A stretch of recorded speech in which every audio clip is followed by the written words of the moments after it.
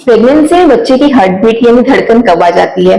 क्योंकि आजकल ना एक ट्रेंड सा चल रहा है कि जैसे ही आप गर्भावस्था के दौर में शुरू हुए या फिर जैसे आपने कंसीव किया, सबसे पहले आप क्या करते हैं, टेस्ट करते हैं घर पे, कोई भी एक प्रेगनेंसी टेस्ट किट लाके, और अगर 2 लाइन आती है उसके बाद आप डॉक्टर्स के पास जाते हैं।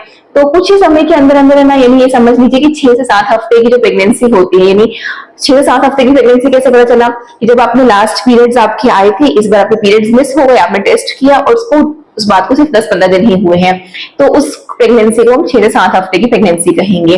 तो 6 से 7 हफ्ते की प्रेगनेंसी में क्या होता है, डॉक्टर्स आपको अर्ली सोनोग्राफी का सजेस्ट करते हैं। अब अर्ली सोनोग्राफी क्यों कराई जाती है? यही देखने के लिए कि कार्डिक मूवमेंट आई है कि नहीं आई है एम्ब्रियो में, यानी जो भ्रूण है, जो बच्चा है, उसके अंदर धड़कन आई है या नहीं आई है। कई बार क्या होता है, कुछ महिलाओं में धड़कन नहीं होती है तो बहुत डर जाती है, यानी झिल्ली तो है, कुछ तो है भ्रूण जैसा बना हुआ, लेकिन धड़कन नहीं है। तो ऐसा क्यों होता है और उस समय क्या करना है? महिला तो बहुत डर जाती है कि अरे धड़कन नहीं है, यानी आपकी जो प्रेगनेंसी है वो खराब हो गई है और आपको अबॉर्ट कराना पड़ेगा। तो ऐसे में क्यों होता है और उस समय क्या करना चाहिए, इस बात का थोड़ा विशेष ध्यान रखेंगे। तो वीडियो को अंत तक जरूर देखिएगा, इसमें कई सारी आपको महत्वपूर्ण जानकारियां मिलेगी। अब यूजुअली क्या होता है कि 6 हफ्ते की जो प्रेगनेंसी होती है ना, उसमें धड़कन आ जाती है। कुछ महिलाओं के साथ होता है कि 7-8 हफ्ते में भी आ जाती है। यानी 6 हफ्ते की जो प्रेगनेंसी होती है ना, उसमें जो हार्ट बीट होती है लगभग 100 बीट पर मिनट होती है, और उसके बाद में लगभग 7-8 हफ्ते के बाद की जो प्रेगनेंसी होती है उसमें 120 बीट पर मिनट के हिसाब से थोड़ा ऊपर बढ़ जाती है। तो वो हार्ट बीट बढ़ती रहती है कार्डिक मूवमेंट की। अब क्या होता है, कुछ महिलाओं के साथ अगर फर्स्ट सोनोग्राफी में नहीं, तो डर जाती है, एक टेंशन सी हो जाती है कि यार अब क्या करेंगे, कहीं कोई दिक्कत तो नहीं आ गई है। सबसे पहले काम, आपको पैनिक नहीं होना है। अब इस थोड़ी जो कार्डिक मूवमेंट आई ना, इसको थोड़ा डीप में समझते हैं। अगर किसी महिला का 28 दिन का पीरियड है, और तो 28 दिन का पीरियड है तो लगभग 13-14 दिन में उसका ओव्यूलेशन आया होगा, यानी ओव्यूलेशन अगर जल्दी आया है तो उसकी बच्चे का जो एम्ब्रियो बना है वो जल्दी बना होगा, भ्रूण जल्दी बना होगा, और उसके बाद में कार्डिक मूवमेंट भी जल्दी आई होगी। पर कुछ महिलाओं के साथ क्या होता है, उनकी जो पीरियड्स है 35 दिन के, 40 दिन के भी होते हैं, किसी किसी के 45 दिन के भी होते हैं, यानी 1.5 महीने बाद में भी पीरियड्स आते हैं।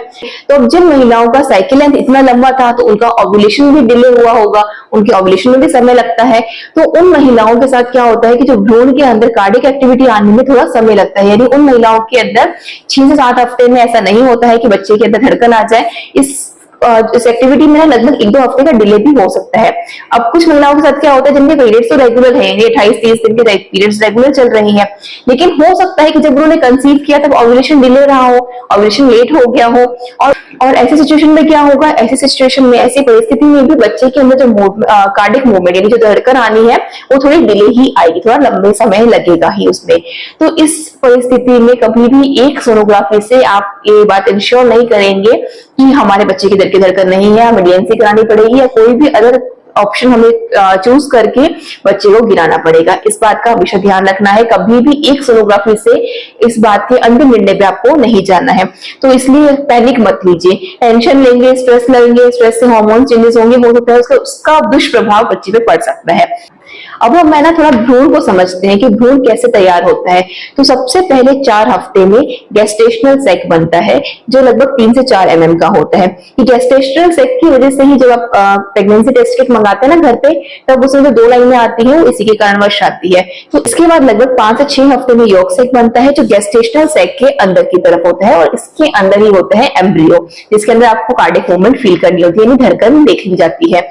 तो सबसे पहले हम बात करते हैं एम्ब्रियो की। एम्ब्रियो जो होता है वो 7 mm तक का होता है। अगर एम्ब्रियो 7 mm तक का है, लेकिन फिर भी अब सबसे पहले कहते हैं गेस्टेशनल सैक, उसके अंदर यॉर्क सैक, और उसके बाद में अंदर आया एम्ब्रियो। एम्ब्रियो है लेकिन 7 हफ्ते की प्रेगनेंसी, 8 हफ्ते की प्रेगनेंसी हो गई है और अभी भी धड़कन नहीं आई है, कार्डिक मूवमेंट नहीं आई है, इसका मतलब ये आपको प्रेगनेंसी आपको यहीं पे ड्रॉप करनी पड़ेगी, आपको डीएनसी करा के या किसी भी अदर ऑप्शन से ये बच्चा गिराना पड़ेगा। अगर एम्ब्रियो है और जो उसकी साइज है वो 7 mm से भी छोटी है, तो आप थोड़ा वेट कर सकते हैं कि बच्चा थोड़ा बड़ा हो जाए, और उसके बाद अगर कार्डिक एक्टिविटी आ जाती है, ये धड़कन आ जाती है, तो आप इस प्रेगनेंसी को वापस कंटिन्यू कर सकते हैं। इसके अलावा और क्या होता है कि अगर गेस्टेशनल सैक है, यॉर्क सैक भी है, लेकिन एम्ब्रियो ही नहीं आया अंदर, तो इसका मतलब भी क्या हुआ, इसका मतलब भी ये हुआ कि आपको ये प्रेगनेंसी यहीं पे ही ड्रॉप करनी पड़ेगी। कई बार क्या होता है कि गेस्टेशनल सैक और यॉर्क सैक का ना साइज ही बहुत अजीब सा हो जाता है, एकदम अनइवन सा साइज हो जाता है और अंदर एम्ब्रियो नहीं होता। ऐसी परिस्थिति में भी आपको प्रेगनेंसी जो है उसी समय रोकनी पड़ेगी। और क्या परिस्थितियां हो सकती है, देखा जाता है कई बार कि गेस्टेशनल सैक के अंदर यॉर्क सैक है, लेकिन यॉर्क सैक के अंदर एम्ब्रियो ना होकर कैल्शियम डिपॉजिट हो जाता है, तो उसको भी आपको ड्रॉप करना पड़ेगा। तो ऐसी तरह की कई सारी परिस्थितियां होती है, लेकिन हमेशा पैनिक नहीं होना है। एक सोनोग्राफी में अगर रिपोर्ट्स नॉर्मल नहीं है, आप 1 से 2 हफ्ते का गैप लीजिए, उसके बाद वापस सोनोग्राफी कराइए। कई बार ऐसा होता है, कई केसेस में ऐसा हुआ है, जो हमारे पास बहनें आती हैं, उन्होंने बताया अपने एक्सपीरियंस को शेयर करते हुए कि पहले एक्टिविटी नहीं थी, लेकिन सडनली कुछ चमत्कार हुआ और आ गई। तो चमत्कार नहीं होता है एक्चुअली, वो ऐसा हुआ था कि जो ओव्यूलेशन है वो डिले हुआ था, जिसकी वजह से थोड़ा सा कार्डिक मूवमेंट आने में, कार्डिक एक्टिविटी आने में, यानी धड़कन आने में समय लग गया एम्ब्रियो को।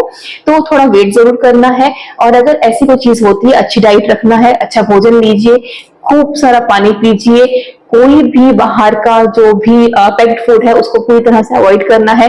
एक्सट्रीमली स्टेरॉइड्स, बहुत ज्यादा भारी भारी दवाइयां, इन सब चीजें बिल्कुल मत लेना। इन सब का भी दुष्प्रभाव कहीं ना कहीं बच्चे पे पड़ता ही पड़ता है। तो आशा करती हूँ कि आप ये सब चीजें समझ गए होंगे। फिर भी कहीं कोई डाउट है तो आप हमें कमेंट सेक्शन में प्रश्न कर सकते हैं, हमसे जानकारी ले सकते हैं। तो इसी के साथ वीडियो को अंत करते हुए धन्यवाद दोस्तों। जय गौ माता, वंदे मातरम।